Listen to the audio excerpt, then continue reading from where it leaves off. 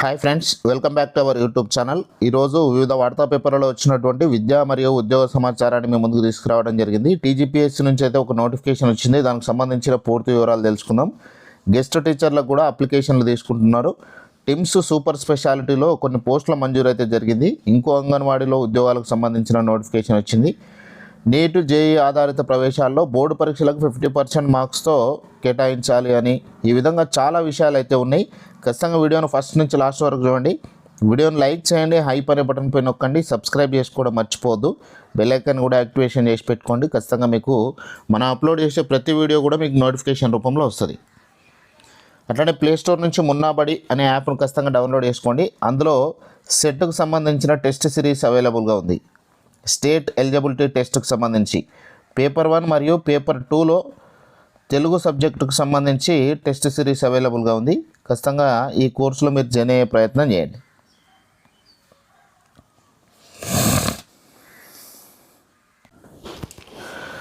TGPSC నుంచి ఒక ఉద్యోగ ప్రకటన అయితే రిలీజ్ అయింది. ఆ ఉద్యోగ ప్రకటనకు సంబంధించిన పూర్తి వివరాలు తెలుసుకుందాం.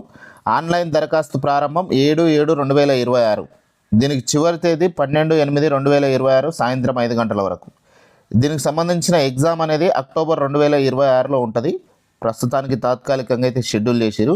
హాల్ టికెట్ డౌన్లోడ్ పరీక్ష తేదీకి 7 రోజుల ముందు, పరీక్షకు ముందు రోజు సాయంత్రం 5 గంటల వరకు దీనికి సంబంధించిన హాల్ టికెట్స్ డౌన్లోడ్ చేసుకోవచ్చు.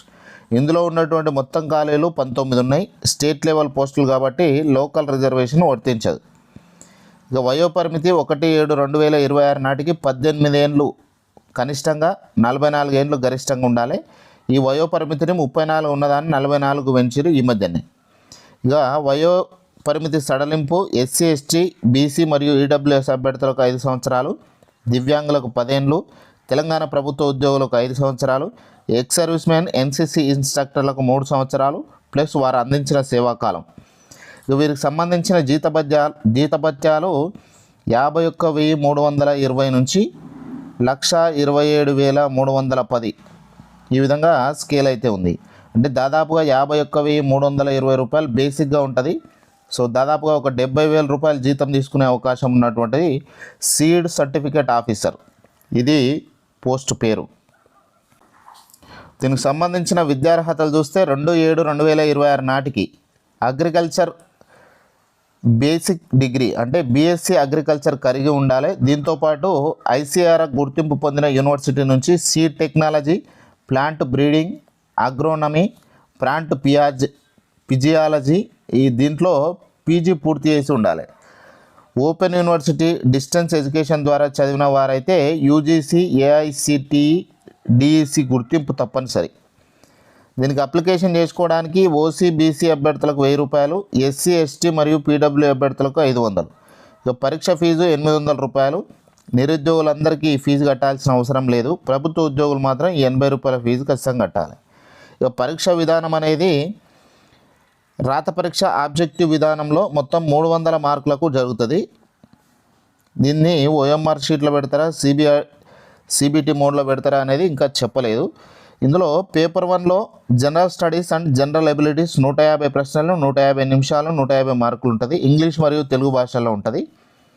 పేపర్ 2లో సబ్జెక్ట్ సిలబస్, పీజీ లెవెల్కి సంబంధించిన సబ్జెక్ట్ సిలబస్.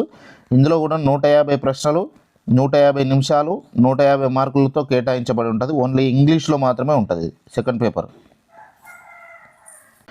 దీనికి సంబంధించిన ఎగ్జామినేషన్ సెంటర్స్ హైదరాబాద్ పరిధిలో కరీంనగర్, ఖమ్మం, వరంగల్, నిజామాబాద్ ఈ 5 జిల్లాలలో పరీక్ష కేంద్రాలు అయితే కేటాయిస్తారు.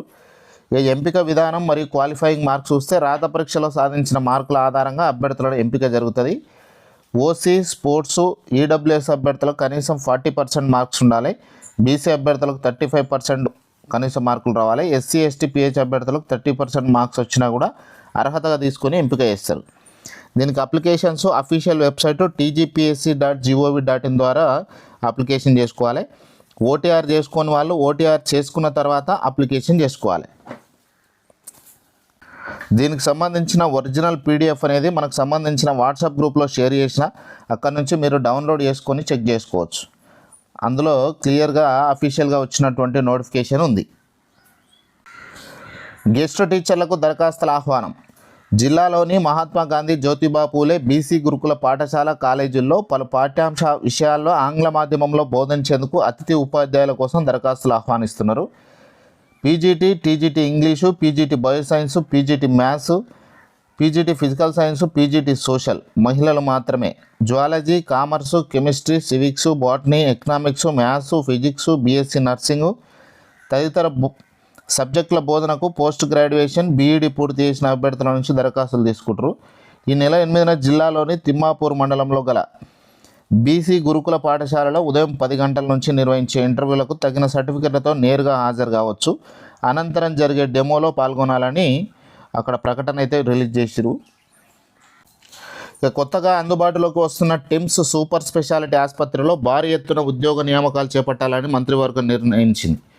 సనత్ నగరు, ఎల్బీ నగరు, అల్వాల్ టిమ్స్తో పాటు వరంగల్ సూపర్ స్పెషాలిటీ ఆసుపత్రిలో డాక్టర్లు, వైద్య సిబ్బంది నియమించడానికి 6,278 పోస్టులు మంజూరు చేశారు. కేబినెట్ కూడా ఆమోదం తెలిపింది.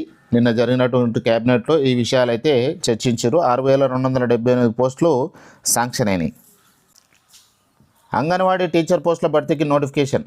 భద్రాద్రి కొత్తగూడెం జిల్లాలోని 11 ఐసీడీఎస్ ప్రాజెక్టుల పరిధిలో ఖాళీగా ఉన్న 178 అంగన్వాడీ టీచర్ పోస్టుల భర్తీకి దరఖాస్తులు ఆహ్వానిస్తారు.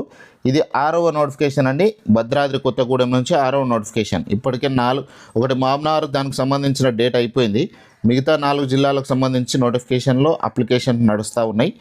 ఇప్పుడు భద్రాద్రి కొత్తగూడెంకి సంబంధించి వచ్చింది. అర్హులైన ఆసక్తి మహిళా అభ్యర్థులు అఫీషియల్ వెబ్సైట్లో దరఖాస్తు చేసుకోవాలి.